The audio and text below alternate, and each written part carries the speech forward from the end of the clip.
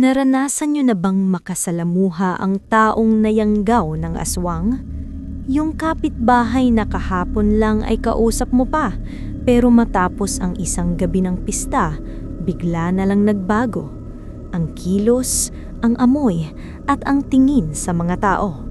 Magandang araw po sa inyo at maligayang pagbabalik sa aking channel. Bago ko simulan ng istorya, huwag kalimutang mag-like and subscribe sa aking channel. Hit the notification bell so you don't miss an upload. Sa kwentong ito, isang liham ang magbubunyag ng nakakatakot na sinapit ng isang kapitbahay matapos makipista sa kabilang barangay. Magandang araw po sa inyo at sa lahat ng tagapakinig. Ako po si Nathalie at ang kwentong ito ay hindi nangyari sa akin kundi sa aming kapitbahay na si Ate Lorna. Tahimik ang barangay namin, lalo na kapag gabi. Kilala ang lugar namin bilang simple lang. Palayan, iilang bahay, at mga taong magkakakilala halos buong buhay. Kaya nang magkaroon ng pista sa kabilang barangay, halos lahat ay nagpunta. Isa na roon si Ate Lorna, masayahing babae, palabiro at mahilig makisama. Wala siyang inimik na kahit ano noong araw na iyon, maliban sa sabihing gabi na raw siya uuwi dahil sasabay sa mga kaibigan. Bandang 2:00 ng madaling araw nang marinig namin ang yabag ng paa sa labas. Nagising ako dahil sa mahinang tunog ng gate ng bahay nila Ate Lorna na bumukas at muling sumara. Sumilip ako sa bintana at nakita ko siyang naglalakad papasok ng bahay, hawak ang tsinelas, parang pagod na pagod. Napansin ko ring may bahid ng putik ang laylayan ng damit niya kahit tag-araw at walang ulan. Kinabukasan, hindi siya lumabas ng bahay. Akala namin may hangover lang o pagod sa kakapista. Pero pagsapit ng gabi, may napansin kaming kakaiba. May maasim na amoy na nagmumula sa bahay nila, parang nabubulok na karne na hinaluan ng alak. Akala namin may natapon lang na pagkain mula sa handaan. Ikatlong gabi, narinig ko ang iyak ng sanggol mula sa kabilang bakuran. Wala namang sanggol si Ate Lorna. Mas lalong kinilabutan ako nang mapansin kong ang iyak ay biglang napuputol, parang sinasakal. Sumunod doon ang mahabang katahimikan, tapos may maririnig na mahinang lagitik sa bubong na parang may gumagapang. Sinabi ko iyon kay Mama. Bigla siyang namutla.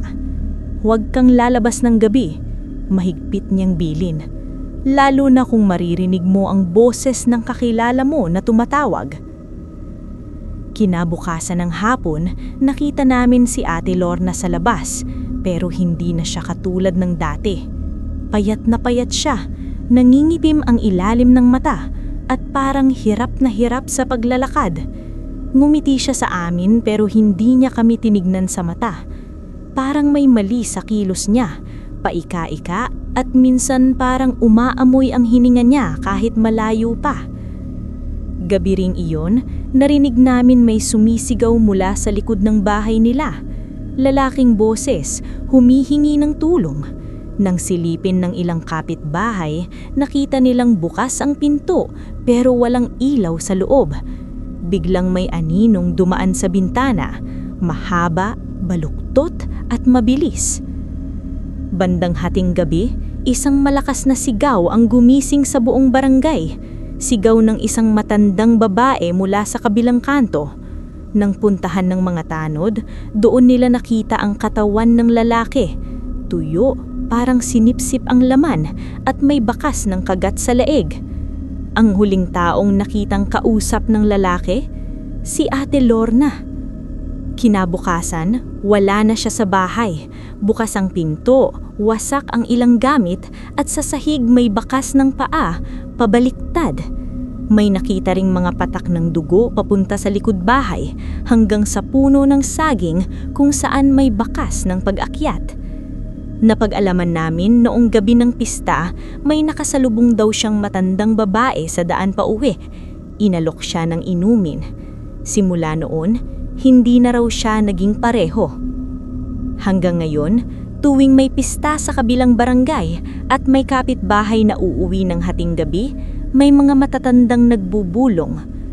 Huwag kayong tatanggap ng kahit ano mula sa hindi nyo kilala. Dahil minsan, hindi lahat ng umuuwi galing sa pista ay siya pa ring umalis. At may mga kapitbahay na akala mo'y biktima, iyon pala sila na ang nagiging halimaw.